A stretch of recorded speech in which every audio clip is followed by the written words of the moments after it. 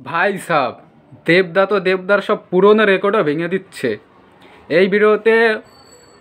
খাদানের 4 দিনের box office collection নিয়ে কথা বলবো। 4 দিনে মোট কত কোটি টাকা ইনকাম করলো, ঠিক আছে। 4 দিনের হল মানে কতগুলো হল হাউসফুল গিয়েছিলো সেটা দেবদা অফিসিয়ালি জানিয়ে দিয়েছে। তাই এই ভিডিওটা কালকে রাতে করার কথা ছিল। আমার এক সাবস্ক্রাইবার মানে আমার হোয়াটসঅ্যাপে গ্রুপে আছে, সে বললো বেসিক্যালি সুমন সামথিং নাম, আমার নামটা খেয়াল নেই। নামগুলো এখন মুখস্থ করতে হবে সবার নাম, ঠিক আছে। অনেক গ্রুপে অনেক লোক তো, তাই নামগুলো ভাই মনে থাকে না। সে আমাকে কালকে রাতে ভিডিও করতে বলেছিল, কিন্তু করতে পারিনি ভাই, ফোনে চাচ্ছিল না। আজকে সকালে যেহেতু দেবদা জানিয়ে দিয়েছে যে মানে চতুর্থ দিনে কতগুলো শো হাউসফুল ছিল, তাহলে এইবার আবার ভিডিও করতে সুবিধা হবে। এটা বলে অরিজিনাল ডেটাটা তোমাদের সামনে আমি প্রোভাইড করতে পারবো। দেখো 3 দিনে, এটা তো অরিজিনাল ডেটা, 3 দিনে 3.5 কোটি টাকা বক্স অফিস কালেকশন করেছে। এটা তো দেবদা অফিসিয়ালি ফেসবুকে জানিয়েছে। নেট কালেকশন ছিল, তা গ্রোস কালেকশন 3 দিনে ছিল 4,20,00,000 টাকার মতো। এবং চতুর্থ দিনে এসে শো হাউসফুল ছিল 100+। এটা দেবদা অফিসিয়ালি ফেসবুকে জানিয়ে দিয়েছে। তা যেহেতু 100+ শো হাউসফুল ছিল, তার আগের ডেটা অনুযায়ী আগে তো আমরা প্রথম দিনে 135+ শো হাউসফুল গিয়েছে, এটাও অফিসিয়াল আপডেট। তারপরে 150+ শো হাউসফুল গিয়েছে দ্বিতীয় দিনে, এটাও অফিসিয়াল আপডেট। তৃতীয় দিনে প্রায় 200-র উপরে বাংলা সিনেমার ইতিহাসে পুরো রেকর্ড শো প্লাস হাউসফুল গিয়েছে, এটাও অফিসিয়াল আপডেট।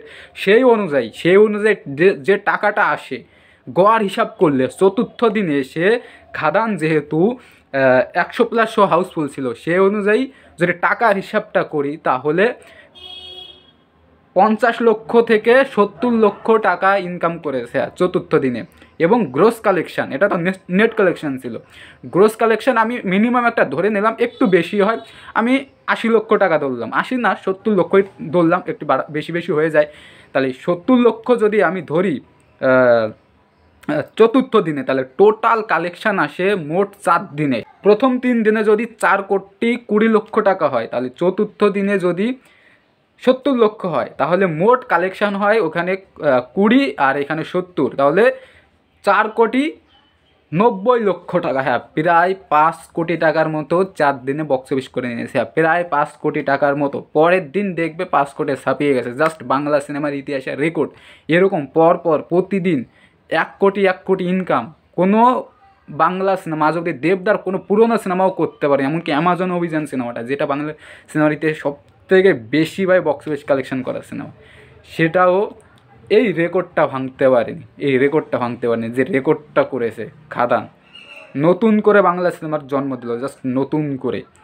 দেবদা কালকে বলছিল যে বাংলা সিনেমা আজ যদি খাদান ব্লকবাস্টার হিট হয়, রাজ চক্রবর্তীকে একটা কথা বলেছিল একটা ইন্টারভিউতে, কালকে দেখছিলাম, ঠিক আছে। আর যদি খাদান হিট হয়, তাহলে তুমিও দেবজিৎকে নিয়ে সিনেমা করার সাহসটা পাবে। মানে প্রোডাকশান হাউস, তুমি যে প্রোডাকশান হাউসে সিনেমাটা করবে, সেই প্রোডাকশান হাউস বেশি টাকা ইনভেস্ট করতে পারবে। তুমি আজ যে খাদানকে চাপাচ্ছ, তোমারই ক্ষতি। তুমি পরে নেক্সট ডে দেবজিৎকে নিয়ে সিনেমা করতে পারবে না, কারণ কেউ ইনভেস্ট করবে না। তা খাদান পুরো বাংলা ইন্ডাস্ট্রির মোড চেঞ্জ করে দিল। দেবদার কাছে এখন অফার এসেছে একটা সিনেমার, যেটা আমার স্বপ্নের সিনেমা। অনেক আপডেট আছে দেবদাকে নিয়ে, সেগুলো শেয়ার করবো ভাই। দেবদার কাছে যে দেবদা কিন্তু করতে চাচ্ছিল না সিনেমা, ভয় পাচ্ছিল, সে এখন দেবদার পিছন ঘুরছে যে দেব তোমার সিনেমাটা করতে হবে, ঠিক আছে। দেবদা পুরো বাংলা ইন্ডাস্ট্রির থোবড়া চেঞ্জ করে দিল, জিওগ্রাফি চেঞ্জ করে দিল, ঠিক আছে। নতুন করে জন্ম হয়েছে। আজকেও ভাই মারাত্মক লেভেলের প্রায় 1,500 করে টিকিট বিক্রি হচ্ছে ঘন্টায়। কালকে 25শে ডিসেম্বর, কালকে 200-র উপরে শো হাউসফুল যাবে, আমার কথা মিলিয়ে নেও। কালকে যীশু খ্রিস্টের জন্মদিন না ভাই আমাদের কাছে। হ্যাঁ, যীশু খ্রিস্টের জন্মদিন, কিন্তু বাট দেবিয়ানদের কাছে বলবো না ভাই। দেবিয়ানদের কাছে কী সেটা তোমরা জানো ভাই, আমি কিছু জানি না। তাই ঠিক আছে, খুব শীঘ্রই আবার দেখা হচ্ছে। উৎসব করো, আনন্দ করো। ভিডিওগুলো কেমন লাগছে সেটা জানিও। তা দেখা হচ্ছে খুব শীঘ্রই নতুন কোনো ভিডিওতে। Bye bye.